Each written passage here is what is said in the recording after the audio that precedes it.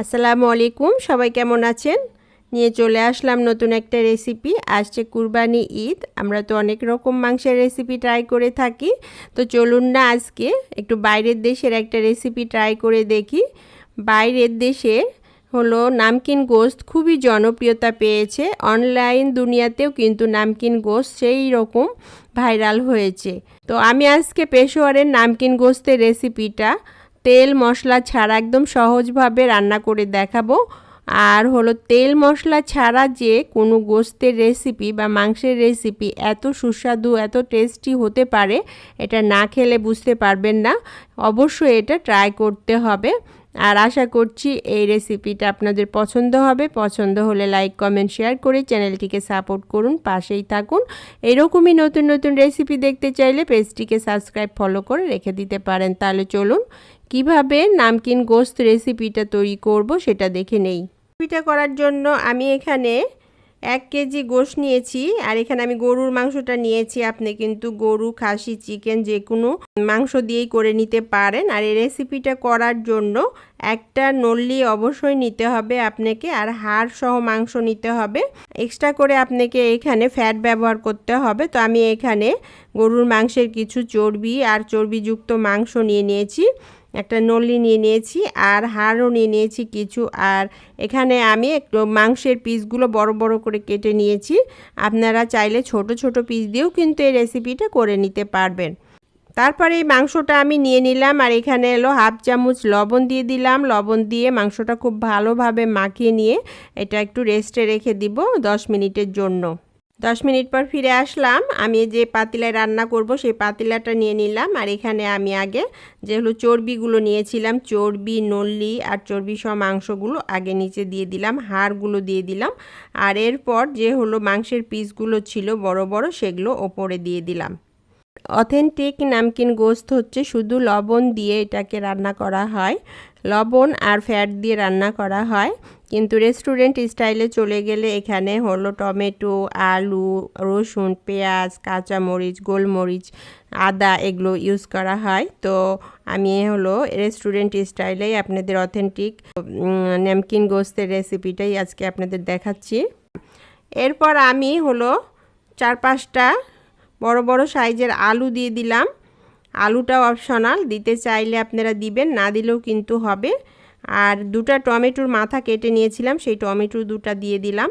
4টা রসুন আমি এখানে নিয়েছিলাম, 4টা রসুন দিয়ে দিলাম। পেঁয়াজ দিয়ে দিলাম আস্ত, কিছু কাঁচামরিচ আমি নিয়েছি, কাঁচামরিচ দিয়ে দিলাম। অর্ধেকটা গোটা দিয়েছি আর অর্ধেকটা মাথাটা ফেলে দিয়েছি।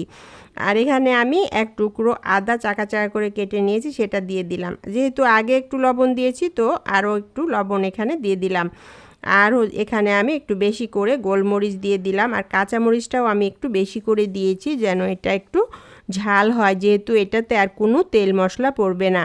আর এখানে পরিমাণ মতো পানি দিয়ে দিব মাংসটা সিদ্ধ হওয়ার জন্য।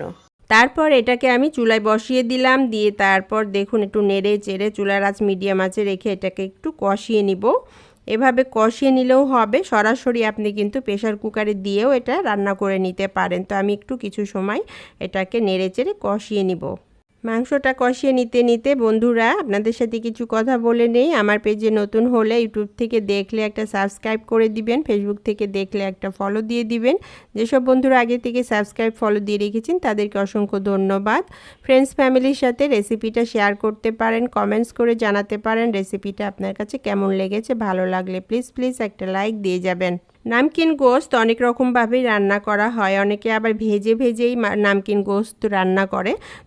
তারপর কিছুক্ষণ আমি এটা কষিয়ে নিলাম, নিয়ে তারপর এখানে হলো লেবুর স্লাইসটা দিতে আমার মনে ছিল না, তো আমি এখানে 3 টুকরো লেবুর স্লাইসটা দিয়ে দিলাম, দিয়ে ঢাকা দিয়ে কিছু সময় রান্না করে নিলাম। আর বন্ধুরা আমি এখানে এ পর্যন্তই পাতিলায় রান্না করলাম। আমি এটাকে হলো অফ ক্যামেরায় প্রেশার কুকারে দিয়ে দিলাম, দিয়ে প্রেশার কুকারে দিয়ে চুলায় দিয়ে আমি হলো হাই হিটে একটা সিটি দিয়ে নিলাম। সিটি দেওয়ার পর চুলাটা একদম লো আঁচে দিয়ে আমি এটা হলো 40 থেকে 50 মিনিট রান্না করে নিব একদম লো আঁচে দিয়ে। তাহলেই পারে কিন্তু যে পেশোয়ারের নামকিন গোশতটা যে হাত দিলেই খসে চলে আসে, একদম সফট নরম তুলতুলে, ঠিক সেই রকম হয়ে যাবে। যতটা রান্না করবেন লো আঁচে ততটাই এই রেসিপিটা পারফেক্ট হবে।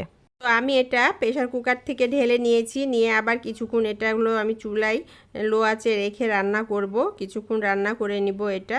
আর কিন্তু এটার কোনো কাজ নেই, নামকিন গোস্তের রেসিপিটা একদম রেডি হয়ে গেছে। আর এটা গরম গরম খেতে হবে, যেহেতু এটাতে তেল ব্যবহার করা হয়নি, ফ্যাট দিয়ে রান্না করা হয়েছে, চর্বি দিয়ে। তারপর দেখুন আমি একটা বাটিতে সার্ভ করে দিলাম। এটা দেখুন কতটা তেল ছেড়ে এসেছে, আর এটা তেলটা দেখতে কি সুন্দর একটা কালার চলে এসেছে। তো নামকিন গোস্ত রেডি হয়ে গেল। আর মাংসের পিসগুলো হাতে নিলে দেখবেন এইরকম একদম গলে গলে পড়ে যাচ্ছে, এরকম এত সফট নরম হয়ে যায় এটা। আর এটা করতে হলে কিন্তু ওই যে প্রেশার কুকারে লো আঁচে দিয়ে এটাকে একদম ঘন্টাখানেক রান্না করে নিতে হবে। আর রসুনগুলো তো মাশাআল্লাহ একদম সফট হয়ে গেছে। আপনি যদি নান, রুটি, পরোটা, চাউলের রুটি, যে কিছু রুটি পরোটার সাথে খান, খেতে কিন্তু খুবই দারুণ লাগে, খুবই টেস্টি হয়। আর নলিটা তো একদম খসে আসছে, সব এতটাই মজার হয়েছে। তো বন্ধুরা, একবার হলো এই রেসিপিটা ট্রাই করে দেখবেন, খেয়ে দেখবেন, একটু অন্যরকম স্বাদ পাবেন আপনারা। আশা করছি এই নামকিন গোস্তের রেসিপিটা আপনাদের খুব পছন্দ হবে। পছন্দ হলে লাইক, কমেন্ট, শেয়ার করে চ্যানেলটিকে সাপোর্ট করবেন, পাশেই থাকবেন।